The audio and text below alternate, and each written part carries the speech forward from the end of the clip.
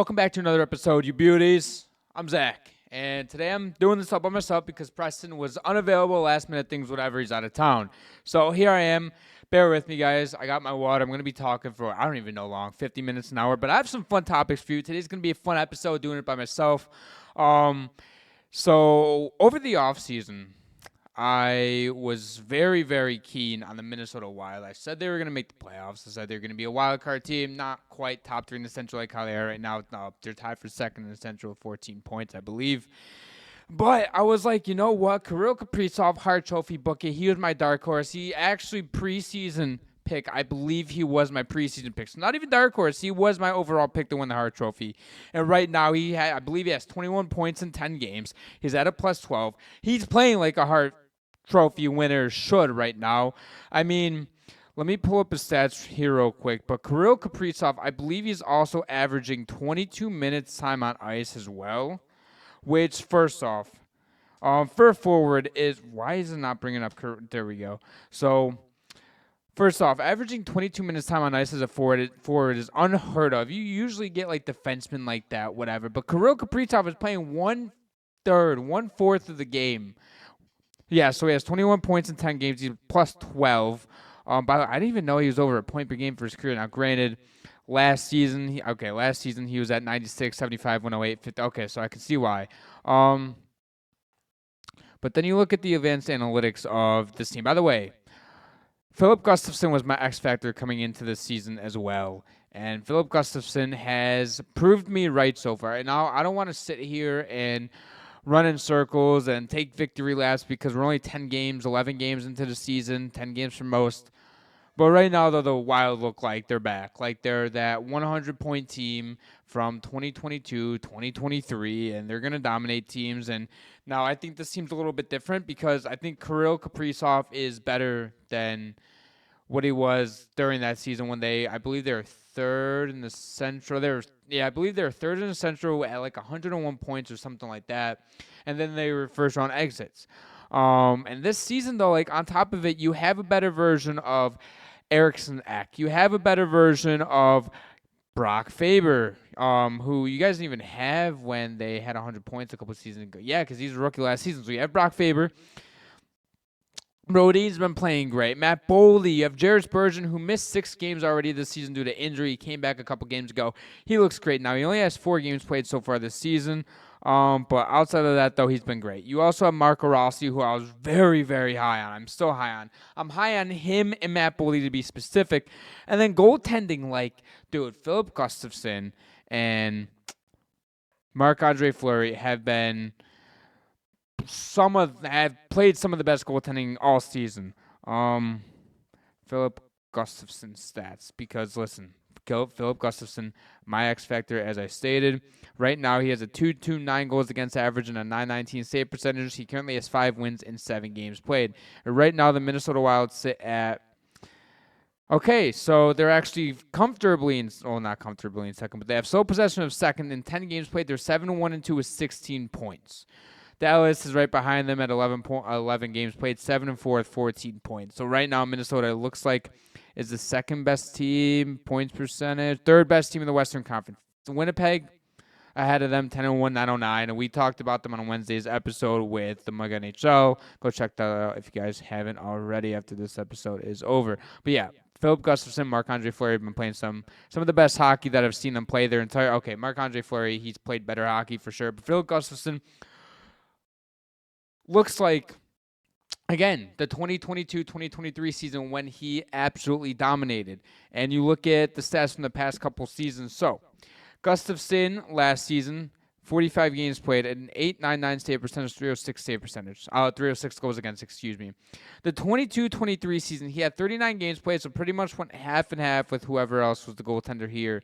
I don't know. Maybe it was Fleury here, too, as well. I don't know when Fleury got to Minnesota. 210 save percentage and a 931 save percentage. I don't think you guys understand how ridiculous that is. Now, I'm sure some of you guys do, well, most of you guys do listening and watching.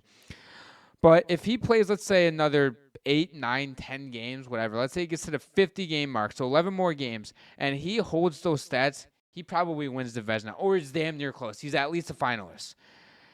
And this season now, his numbers aren't as good as that season, but those numbers are ridiculous. Like now, granted, he's only played 7 games. He's 5-1-1 to be exact. And if he keeps up these numbers, stays around a 2.5 goals against average and a 9.15 and 9.20 save percentage, we could be looking at a dark horse Vezina finalist. Now, granted, it's going to be hard to become a finalist. If in his case, because you have Igor Shesterkin, UC Saros, Connor Hellebuck, Jake Ottinger. I'll throw Linus Hallmark in there. I guess you can throw Jeremy Swayman in there, even though we'll get to him later. But he hasn't really been playing great. But Minnesota, man, they are impressing me a ton. They're doing all the right things. They're winning hockey, and I'm pretty sure they had a 7-game road trip too, if I'm not mistaken. Correct me if I'm wrong, Minnesota Wild fans. I believe they just got back from a 7-game road trip, and then they came back, and their last game I believe was at Pittsburgh. They came back last night, it might have been, and they won 2. Yeah, they beat Tampa Bay in Minnesota 5-3, I believe it was. They've won 2 straight. This Minnesota team's impressing me. And I don't think they're better than Dallas. I don't think they're better than Winnipeg, or Vegas. But I think they're the 4th or 5th best team in the Western Conference right now. If in a full 82-game season, if Minnesota is the 3rd seed in the Central Division, I'd be at that's exactly where I would expect them to be. Now, hold on, real quick before we move on. I'm going to see where I had them finishing in the division. Actually, I posted on TikTok too. Let me go to. I think I had them finishing 4th in the division. Well, if you'll let me click on it. I had them finishing 5th as the wild card 2 behind Nashville, who was the wild card 1 in the Central Division.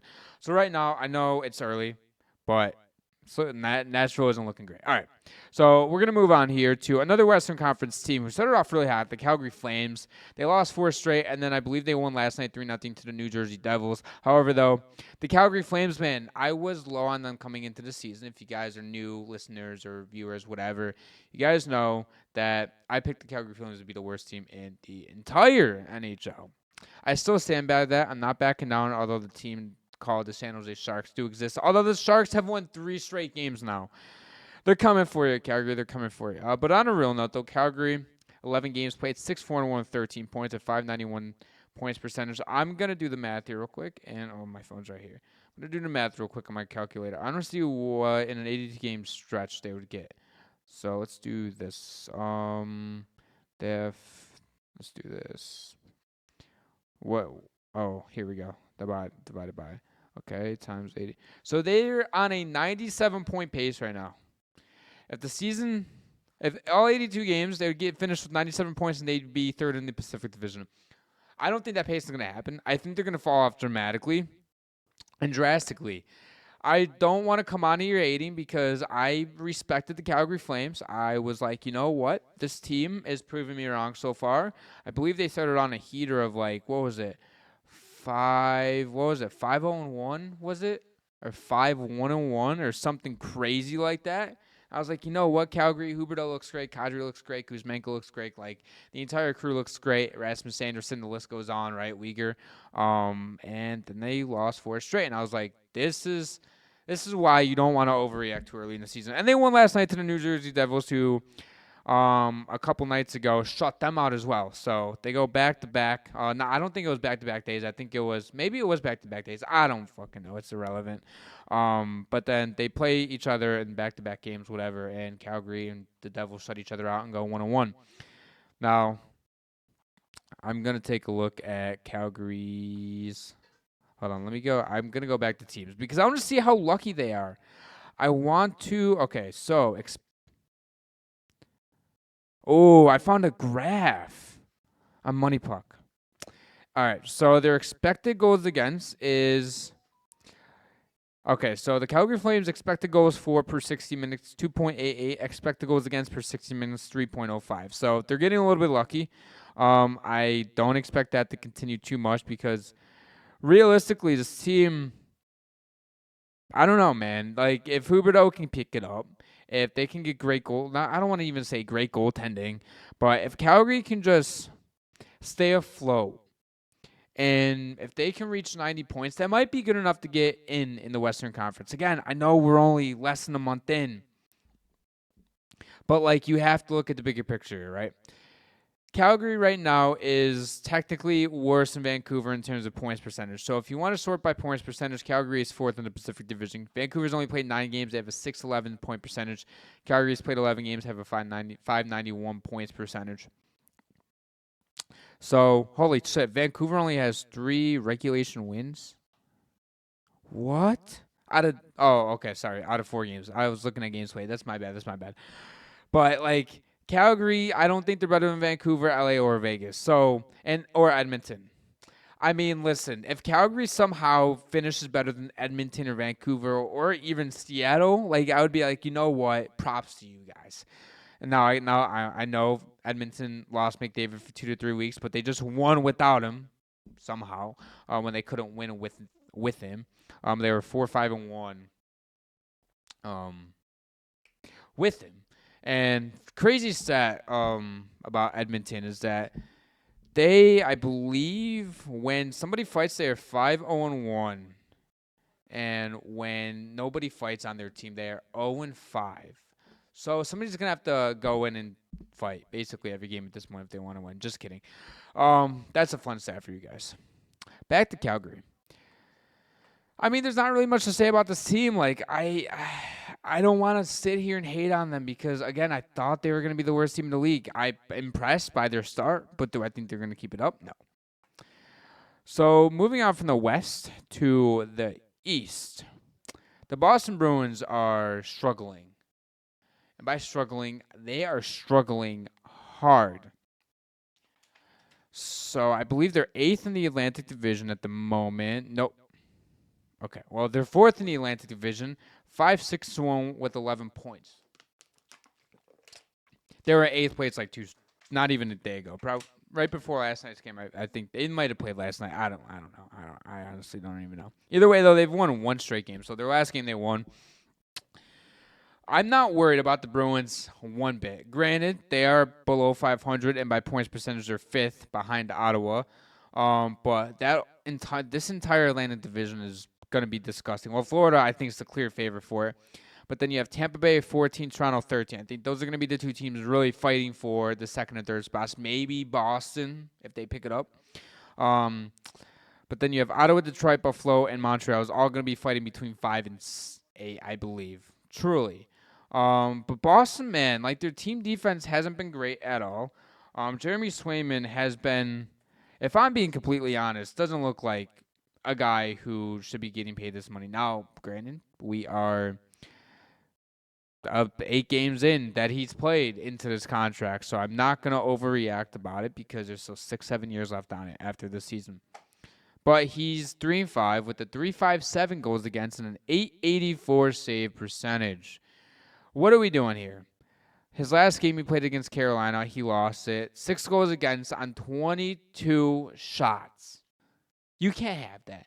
This is a guy who you signed him to be a top 5 goaltender in the NHL. He's shown you that he could be a top 5 goaltender in the NHL. And I get he didn't have a training camp with the team, but he was still practicing, though. He was still training separately with his own crew, whatever.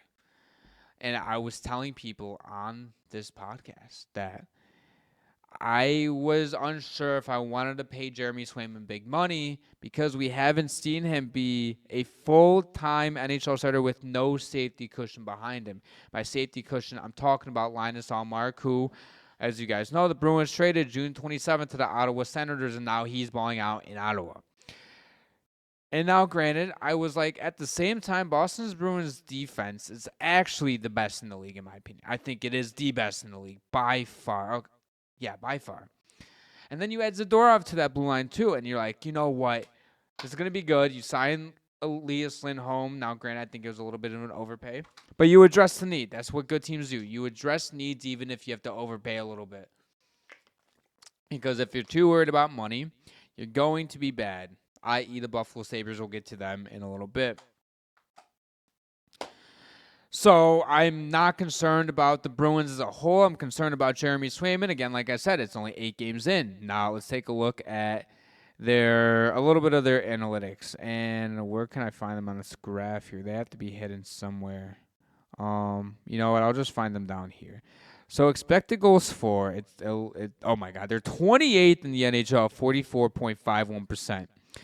44.51%. Their goals for, they have 16 goals for, 20 goals against, and 11 games played. That can't be right. No, sorry. I looked at. Yeah, that is right. What? No, that's completely wrong. That's wrong. I don't know what that's. Okay. So they have 32 goals for, 42 goals against. I was like, that doesn't sound right. Okay. I don't know why that's coming up. Anyways, that's besides the point. Maybe it's something else. I don't know. Maybe it's not updated. Who knows? Oh, because it's just 5-on-5. Okay, that makes sense. That makes sense. All situations. Better. This is better. Okay. That's on me. So then you look at their expected goals against. Let's see. It is going to be 28th at 38.2. Expected goal differential negative 7.74. So their goals against above expected is 3.8. So what does that tell me? That tells me that Jeremy Swayman and Korpisalo actually have been getting held out to dry. Their goals for above expected is negative 1.46. So they're getting a little bit unlucky. This is why I'm not worried about the Bruins. They're getting a little bit unlucky on both ends of the ice. Now, there are a lot of shots that Jeremy Swayman just needs to save. Korpisalo, we saw Korpisalo game 1 of the NHL season for them on opening night against the Panthers. Shit the bed. Granted, it is the Florida Panthers, so take it with a grain of salt because that is one of the best teams in the league. Behind Winnipeg, of course, is what I said on Wednesday. Most of you guys will probably not agree with that. But all the analytics are saying they're getting unlucky, but they're also really, really bad, though. Like, hold on, let me go to their shot attempt Corsi percentage. There's that. Corsi, where is Boston's at the bottom again? 25th at 47.27%. Not good. Everything is not good for Boston. And I don't want to come on here and keep shitting on them because Boston just has a problem, right? I'm going to go, and we talked a little bit about Jeremy Swayman. We're going to go to the rest of the team. Because, honestly, Lindholm started off good. I don't know what's going on with him. Zadorov, same. So Pastrnak is 11 points in 12 games. Marchand is 9. Okay, you have a problem here. When your third leading point scorer is Mark Kastelik, you have a fucking problem, okay? Mark Kastelik should not be in front of guys like Elias Lindholm, even Charlie McAvoy, Pavel Zacha, Carlo, maybe Zadorov. Charlie Coyle has had a horrible start to the season. 1 goal in 12 games. And he was considered a 1B in Boston last season. This entire team's underperforming. You need Elias Lindholm to be better. By the way, Cope. I don't even know how you pronounce that. Cope. I guess is how you pronounce it, maybe. Koepi. There we go. Koepi. I can't even fucking speak. Whatever. He's a plus 10. Mark Kastelik is a plus 9. And then John Beecher is a plus 5. Everybody else are minuses, it looks like. Oh, no, yeah, Zadorov is a plus 2. So your fourth line is your best line right now is what I'm getting at. Outside of Pastrnak and Marchand. Your fourth line of Kastelik, Koepke. There we go. Holy shit. And then John Beecher. Hampus Lindholm needs to be better. Justin Brazeau, I like him a lot. I love Lohrei. I love Poitras. Dude, you guys got to get better you guys got to get players with better names. I'm so sorry for the butchering. I know I'm going to get yelled at. I really don't care. But nevertheless, though, this Boston Bruins team I'm not worried about. If they jump into the second or third Atlantic spot come mid-season, whatever, I won't be surprised. So, Boston, panic meter for me, 0 out of 10. I'm going to go like a 4. Nothing really to be panicked. I would be stressing a little bit. But Friedman, on the 32 Thoughts podcast, came out and said, Cam Neely and Don Sweeney's jobs are safe. But you want to know whose name wasn't mentioned? Jim Montgomery. Okay. Do I think that holds a lot of weight? Not really, okay, because I think I think this team is the worst team Montgomery has had I don't know. Last year's wasn't good on paper, but they played really well, which goes to show you a lot of it was coaching last season. And I'm sure it helped having Allmark on your team too. Don Sweeney, by the way. But like, so now you commit to Swayman as your goaltender, but something feels off in Boston. They're just playing like trash, and I expect them to pick it up. I don't expect this to happen much longer. And I think Jim Montgomery's job is safe too now. Not know Elliot Friedman, not even goddamn close to him, to his credentials. But let's say this continues and it's Christmas time, it's New Year's, let's say second week of January. This is still happening. Would I be shocked if Jim Montgomery got fired? Like, because realistically, this team shouldn't be bad.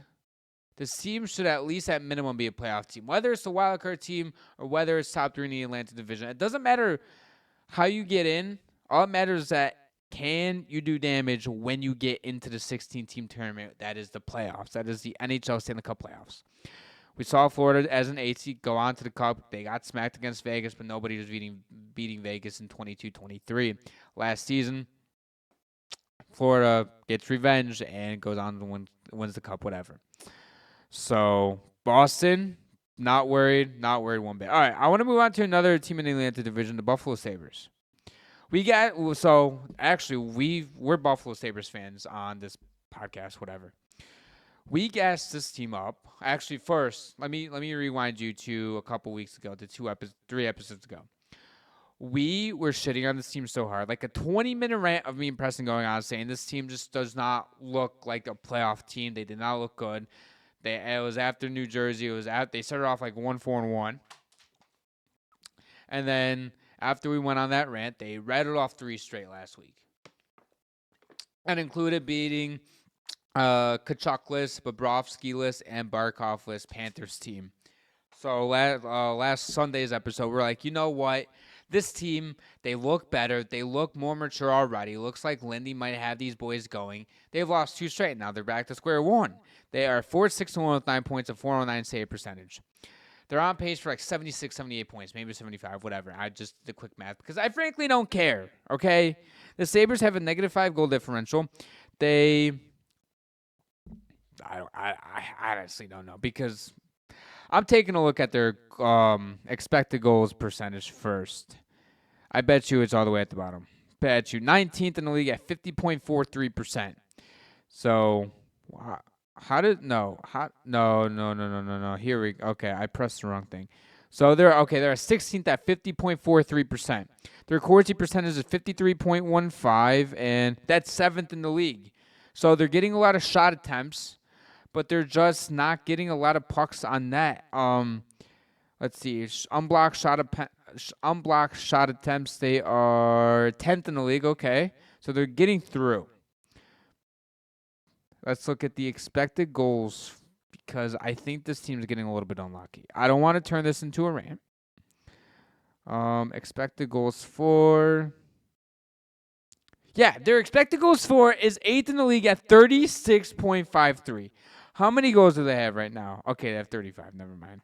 Sorry. Okay. So 36.53 is 8th. Expected goals against is.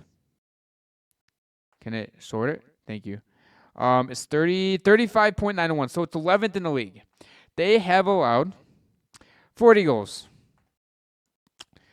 So their expected goal differential is basically even. It's 0.62, positive 0.62. Goals for above expected, negative 1.53. Their goals against above expected, 4.09. So what does this tell you about the Buffalo Sabres? They're getting unlucky. They're getting solid goaltending. Like, I know people are ripping on Levi for kind of his poor play. I'm going to bring up Levi here in a second and UPL stats as well because Levi didn't have a good game last night against the Islanders. The Sabres did not play good against the Islanders, if I'm being honest. But to be honest, I don't know. Devin Levi this season, 4 games played, 1 win, a 3.91 goals against, 878 save percentage. His 4 games this season, a 919 save percentage loss. He held the Sabres in that game against the Devils as much as he could. 3 goals against on 37 shots. Against Florida, 920 save percentage, got the W, 2 goals against 25 shots. But the last 2 games have been atrocious. He's allowed 10 total goals, 760 save percentage, 25 shots against, 6 goals against, a loss against the Blue Jackets. And then an 889 save percentage last night, 4 goals against, and 36 shots against. I'm okay. So, here we are. Sorry, somebody called me. It's something about work, whatever. Devin Levi's have been good. Now, granted, his first, sorry. The baseline stats are misleading because the first 2 games he was really good. The last 2 games has drastically brought down his save percentage, goals against average, whatever. But you have to play good. Like, you have to be consistent in this league if you want to say. Now, granted, he's in a top-tier prospect. I guess I wouldn't really call him a prospect anymore. But he's a top-tier, like this big-name guy who was a top prospect in the league. You get him from Florida, and then you sign UPL to the contract. Like, I think Buffalo has a problem. Like, Zucker's played good. McLeod has played good. The fourth line with Malasine, Kubel, and Lafferty's played good. Do you guys want to know who hasn't played good? Jack Quinn, drafted. Dylan Cousins, well, he was drafted, but he's okay. I don't want to say he hasn't played good, but he hasn't played up to the $7.1 million contract that he signed a couple seasons ago. I believe this is the second year it's kicked in. So on a 7-year by 7.14 contract extension a couple of seasons ago, this is year 2 of it. Like, Tage has played good. Peterka has played good. I don't know what's wrong with this team specifically because actually I do know. The defense hasn't been great. Dahlin doesn't look like himself. Samuelson looks lost. Byram doesn't look great. Yoki Haru looks lost. Clifton looks pretty solid. So right now when you're riding with Clifton as arguably your best statistical defenseman, and by the eye test, there's problems. Dahlin will be fine, though. I trust him. He's the captain, whatever. Like, he's a top 10 defenseman in this league, right? Like, you just look at the team all around. This team shouldn't be bad. On paper, they're pretty solid. Like, first line, you have Peterka, you have Tuck, you have Thompson. That's been one of the best lines in the entire NHL. Second line, it was Quinn, Cousins, and Coolidge. But then Abe Kubel came back. Coolidge has been sitting. So then last night, I believe it was Cousins was playing with McLeod. I think McLeod and Zucker. Third line, Quinn was on it. Quinn was playing with Zucker. Sorry. So they moved Cousins to the wing. He had a goal, first goal of the season, needed that thing because he had been on a dry spell, could not buy a goal to save his life. So the Sabres panic button. I'm at about a 7, only because they haven't made the playoffs in 13 seasons. I'm kind of panicking about this team right now because they haven't shown me anything that would make me think otherwise, if I'm being completely honest with you. So because I'm by myself, I asked some people, you know what? Give me some things, whatever it may be, a mailbag. I got some mailbag segment that, you know what?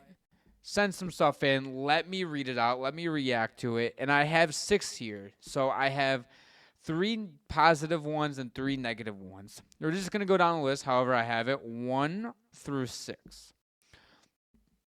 I'm going to take a sip of water real quick because, man, I chose the 6 best, by the way. If you guys want to be a part of these, maybe we can add it in. Go follow our Instagram, subscribe on YouTube and everything. Follow our Spotify to be a part of them. All right. So the first one is Kyle Dubas is a bad GM and got lucky being handed the keys to Austin Matthews, Mitch Marner, William Nylander, Morgan Riley, and having Tavares want to go to Toronto. I agree, but I disagree. Actually, you know what? I think I 100% agree because I was looking at this previously, and Kyle Dubas' moves was not good with Toronto. Kyle Dubas, hold on. Let me go transactions. Actually, you know what? Just best trades because that was the first thing that came up. Kyle Dubas. Okay. So I have this article here. So there was Jake Muzzin from LA in exchange for a 2029 first-round pick who became Bjorn Foote. And then they also got Sean Durzi and Carl Grunstrom. First off, why let go of Sean Durzi? You're an absolute idiot for that. Honorable mention number 2. Toronto Maple Leafs acquire Connor Timmins from the Coyotes in exchange for Critters. Okay, let's get to the actual stuff. Okay, so I don't know why this is here, but the Toronto Maple Leafs acquire Zach Hyman in a 2017 conditional 7th-round pick from the Florida Panthers in exchange for Greg McKegg. And then you fucking traded him or let him go, whatever. Okay. Kyle Dubas has not been good as a GM wherever he's been. Toronto, Pittsburgh. I agree with this first statement. Look at what he did in Toronto. The team couldn't get over the hump. They got one playoff round win, and then they got smacked against the Panthers in the second round. Like, you have the core 4 plus Morgan Riley, and you've done that. You did absolutely nothing with it. Absolutely nothing. Like, a couple years ago, you were like, you know what? Let me go acquire blue line talents. Like, sick. You see a need, you're gonna go do it. It's mid-ass defensemen that aren't even helping your team. So I agree with the statement, to be honest. And now when you look at with Pittsburgh, they moved from Toronto to Pittsburgh when he got hired. It's been bad. It's been bad. Okay. So moving on to the second one. The Islanders should just give up and rebuild. They have a couple good prospects coming up, but they're never going to actually win anything at this point. Moving on from their big guns and bringing in top picks and prospects is the best path for them, but Lou can't comprehend that. I agree, but I disagree. This is one where I'm 50-50 because I think there's only a few players that you shouldn't trade, and actually 4 players that you shouldn't trade. Maybe 3. Maybe the last one's going to be iffy. Matthew Barzal, not trading. Noah Dobson, not trading, who, by the way, is up for a huge extension soon. Number 3, Ilya Sorokin. And then number 4, the iffy guy, Varlamov, who, by the way, is ageless wonder. He's like in his mid-30s, I think. So maybe you can try to get some value out of Varlamov, but the reason I say he's not getting traded is mainly because I don't know what team that's going to be like, you know what, I'll give up some decent assets to go get a mid-30 goaltender and for like a year or two, unless it's a contender like, I don't know, let's say Colorado, for example, needs a goaltender because Georgiev is complete shit. Who knows? I'm just putting out whatever. But yeah, I mean, you take a look at the Islanders roster here, which I'm going to bring up.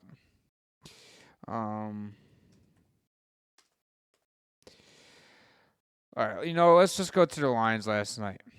So, Anders Lee is your captain. Probably not going to go. Bo Horvat, you traded for and then signed to an 8-year extension. Don't know if he's going to be traded yet. John Gabriel Pageau, could probably trade him. Brock Nelson could trade him. Paul Mary, maybe. Pierre Engvall, I think you got value there. Casey Zizekas, not enough value. And then blue line, Ryan Pollock might have some value. Scott Mayfield might. Alexander Romanov might. So this team's stuck in like mediocrity with Waugh and this entire team and Lou Lamoriello and everybody else because like they're good enough to get into the playoffs, but they're not good enough to sustain success and to make a deep playoff run. Like the last time they were in the Eastern Conference Finals, I believe was 2021. It was either 20 or 20. It was either 2020 or 2021. It was one of those two. And I believe it went to 7 games. I think it was 2020 actually. And I'm pretty sure they made it back to back though. Maybe I'm tripping. I know they made one against Tampa Bay in the bubble. I think it was. I don't know. Or the COVID season, the 54-game season, whatever, 56-game season. So yeah, that statement. It's true. Okay. So, the third one, by the way, I'm going to say I completely agree right off the bat. I've been preaching this year on, episode in, episode out. Spending over $8 million combined on your goalies is a waste of cap space, and the money can be used to improve the overall roster better. Examples, see Colorado and see the Vegas Golden Knights. 1,000% agree right on the nose with this one. You look at Colorado, for example. They're dealing with massive injuries. The most injury-riddled team in the NHL right now. Georgiev can't stop a beach ball. And I don't know who their backup is off the top of my head. Actually, we can find out right now. I will ring a bell. Yeah, Justice Anunin. So Justice Anunin, sorry, Anunin. Yeah, I believe that's how you pronounce it. And then you have Georgiev. Both goaltenders cannot stop a beach ball, to be honest with you. Like you're dealing with, you have obviously Landeskog out, Nichushkin obviously out. Arturi Lehkonen IR, Tucker Pullman IR, Jonathan Drouin out IR, Ross Colton's out for about 6 weeks, and Miles Wood is day to day. That's half your top 6, dude. Like, you look at the forward core for Colorado. Kiviranta is your first line left wing. Right off the bat, there's a problem with that. Nathan McKinnon, Mikko Rantanen, and then Ivan is your second line left winger. First off, I love that name. Ivan is actually a ridiculously cool name. And then you have Casey Middlestad and Logan O'Connor. Again, Middlestad's playing great. O'Connor's been fine. Like, then you have Oliver Shillington playing fourth line wing minutes, dude. He's a fucking defenseman. This is why spending a lot of money on certain shit. Wait, did they spend a lot of money on Georgiev? Because now I'm kind of confused. Like, I know. Hold on. I'm searching it up right now. I think they spent $5 million on him. Yeah, okay. So they 3-year deal worth $10.2 million. So about 3.5. Okay. So this one really doesn't make sense with Colorado. I don't know why they put Colorado as whatever. But then, like, you look at Vegas, for example. You sign Aiden Hill to an extension, or you re-sign him after the cup run because you're like, this dude played phenomenal. You let go Logan Thompson and trade him to Washington, which, by the way, I thought was a fine move. Like, you have Aiden Hill as your number one. You don't need to carry 2 starting caliber goaltenders. Like, we saw it work in Boston. We saw it work. We're seeing it work in New York, the Islanders. And we saw it work in Vegas for a bit. But, I mean, that's about it. So that's enough of that. The fourth one is going to be the Tkachuk brothers are the perfect hockey players. No one else in the league does what they can do, and they offer more than anyone else in hockey.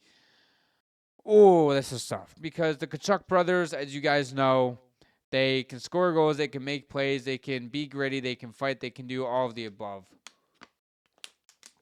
Play defense as well, of course, isn't that? So, after all that, I'm going to have to say yes. Listen, the Tkachuk brothers are great. Brady Tkachuk is a phenomenal player. He does everything for Ottawa. I feel bad for him up there in Ottawa because he's on a team that just can't get over the playoff line. And then Matthew Tkachuk in Florida obviously has 2 Cup Finals appearances. He was with Calgary, made a Western Conference Finals run, I believe, with them. And both brothers play a gritty game. They're basically their father, but more skillful version of their father, like you would expect, right? So at the end of the day, I kind of agree with the statement. Like, the perfect player is somebody who can go out there and be a tough guy when need be, but also can be a skillful guy on command. And I think both of them are a skillful guy on command because, listen, they take their skills first and then they go and do all the antics, whatever, right? Like, they're not here just to fight like they will if they need to. Like, we've seen Matthew Tkachuk and Brady Tkachuk do it multiple times. They show emotion. They show passion out there on the ice. I love it. They're some of my favorite players in the entire league. So, like, the Tkachuk brothers, I think, are the perfect hockey player. If we're just talking about modern-day hockey players, they are.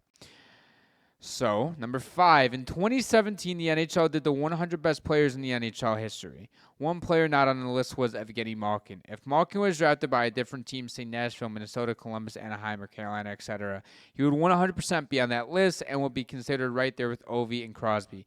If he wasn't in Crosby's shadow, he would be considered generational. First thing I have to do, look up his career stats because he just hit his 500th goal a couple weeks ago. But I think he is a generational talent. He would be considered generational by most people if he wasn't in Crosby's shadow. Like in 11, he's going to hit his 1,200th game this season. So in 1,157 games played in his entire career, 501 goals, 809 assists for 1,310 points and a plus 51. This season, in 12 games played, he has 3 goals, 11 assists for 14 points. He's a -1. That's going to be probably about a 90-plus point season. That's a 95. That's a 96-point season. If you round up, it's 95.6. We're going up to 96. Malkin's a generational player. If Crosby wasn't on his team, Malkin would be considered a fringe top 10 player of all time by most people. I think he is fringe top. Actually, I don't know. Top 15. He's certified top 15 player of all time, in my opinion. Which is, dude, this is crazy. The Penguins have Mario Lemieux, who is a top 3 player of all time. Top 2, actually, if you ask most people. Crosby is a top 5 player of all time. Personally, he's number 3 for me. And then Malkin's between top 10 to top 15 player of all time. That's 3 guys from one fucking organization from a span of 35 years, 30 to 35 years. You know how ridiculous that is?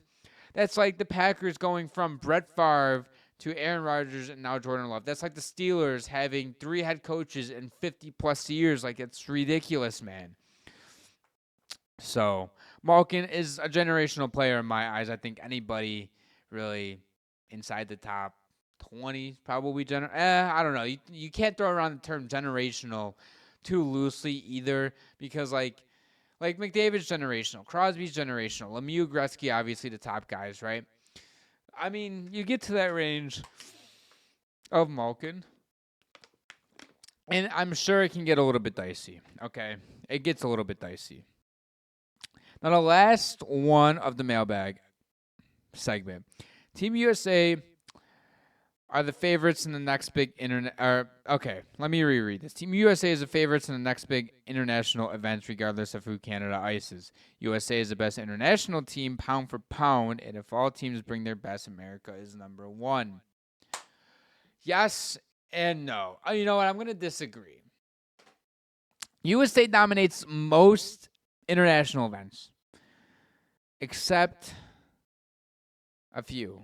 I'm not going to say it's hockey, because USA has shown to dominate hockey at times, but also Canada has, Finland has, Sweden has, Russia, or oh my God, the USSR they used to be called back way, in the 1900s, that type of shit. So like, it seems like teams just take turn for turn being really good, especially hockey. So I disagree.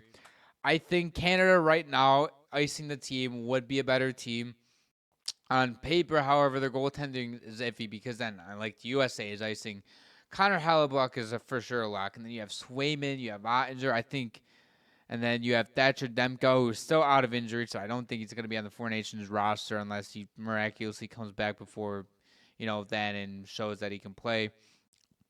Right now, my pick's Ottinger and Connor Hellebuyck. Connor Hellebuyck starter, Ottinger backup, and they'll probably carry a third goalie, which at that point it probably will be Swayman, because he's shown he could be a pretty elite goaltender, if I'm being honest with you, top 5 in the league. So, yeah, I disagree. I think let's just go off the Four Nations tournament that's happening in February, because that's the next upcoming one. Like, Team Canada's team is going to be better on paper up front, but goaltending USA has a massive advantage. So, I mean, it just really depends. But right now, I think Canada will be the better team. We'll see, though. We'll see. That's going to end it for today's episode. If you guys enjoy all of our content, all of our socials are down below, as well as the subscribe button. Hit the notification bell as well. If you guys are over listening on Spotify or Apple Podcasts, head over to our YouTube. Links down in the description below. Go check us out. Subscribe, notification bell for more exclusive content. And follow our Instagram. Join our Discord. We'll see you guys in our next episode.